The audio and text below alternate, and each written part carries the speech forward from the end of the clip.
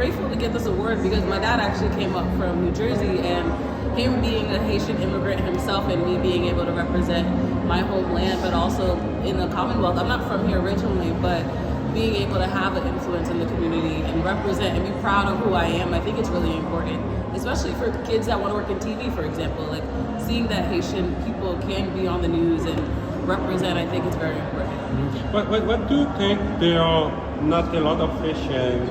We are the biggest part of the Caribbean, but we feel like we are underrepresented. Is that what you're seeing? I don't think so. I think maybe a lot of times we don't get enough of our flowers when we should, but I think when you talk about Massachusetts specifically, there's so many Haitians, like they were saying, in every facet, in media, in culinary, and hospitality. I think that we are represented, but maybe we just don't get the highlight that we deserve a lot of times. But I think that's changing. So you are in the media industry, which is another sector where Haitians are mostly underrepresented as professionals.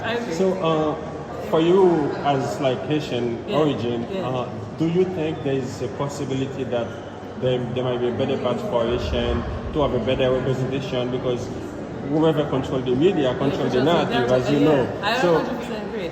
I do think there is a chance for us to expand in the media world, and I think when we are in spaces, the opportunities that we have, it's our duty to make sure that we're representing. And so because I work at NBC, I'm very grateful that my station, they listen to me when I want to tell stories about the migrants that are moving here from Haiti and like the community, the good things that are happening in the community here in Boston and Massachusetts overall. I think if you're in a space as a Haitian American or even as a Trinidadian American, it's kind of your duty to make sure that you're representing your people the best way that you can. And I try to do that on a regular basis too. Have you ever visited Haiti?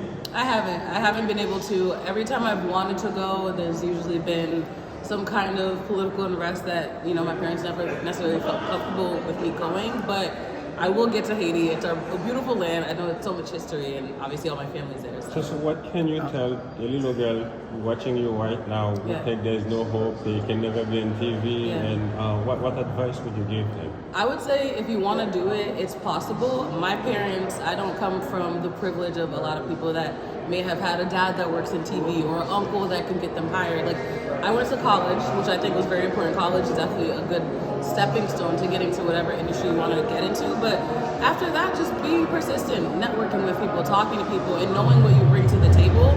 There are so many different people in the media world right now, and it's because we all bring something very unique. So if you want to be in TV, you belong. I think you belong, and continue to work towards that dream because I think it's possible. I really do. Since you're covering many issues, not just in Massachusetts, I suspect that you go beyond the limits, the borders of Massachusetts, covering issues. So what could be considered the main obstacles, if you can say, for Haitians or for people from the Caribbean, being positioned like you, like in the media? I think the hardest thing for me so far has been trying to prove why a story is worth covering. For example, I mentioned the migrants that are coming to Massachusetts. A lot of people call it the migrant crisis, but being a Haitian American and understanding, yes, it may be considered a crisis to some because they don't want migrants to live here. I want to look at it from, all right, why are they coming here? What exactly is the story of someone leaving Haiti, going to Chile, going to Mexico, and then finally getting to Massachusetts because they want a better life? So I think my responsibility is understanding what the story is and bringing a perspective to people that may not necessarily understand, for example, why migrants are moving here. Give them the perspective of, all right, this is why they left their own country to come to a land where people aren't accepting them, but clearly that was the only option that they had. So I think with anything that you do, if you are the representative, you have to be able to give people a different perspective, and that's why diversity is important. Because if I wasn't in the newsroom, then I don't know if there would be other people of Caribbean descent that understood the plight of people that come to the U.S. So having that perspective, I think, in general is really important in media. What would you do before being like a reporter for NBC10? What would I do?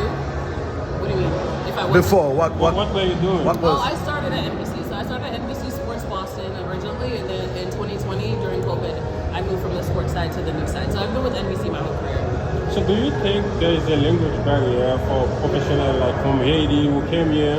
They would like to follow in parts like yours, but maybe they are afraid their English is not good enough. Do you think there's a possibility for it? I think so. Both my parents came here from Haiti. My mom was a little younger when she came to the U.S. and her biggest barrier was learning English. And like we even joke now, like English is such a complicated language, and she got made fun of for that. People would make fun of her accent or like not being able to pronounce words properly. And now she speaks English so well, people would never know. But I think one, learning the language obviously is very important, but also just being confident in the fact that you're not going to learn. You may not know the language from the beginning, or you may not have an accent that's a little heavy, but that's okay. That's what makes you unique. Eventually, you'll be able to understand what people are saying, and people will understand what you're saying. But I don't think that should be discouraging to want to pursue it.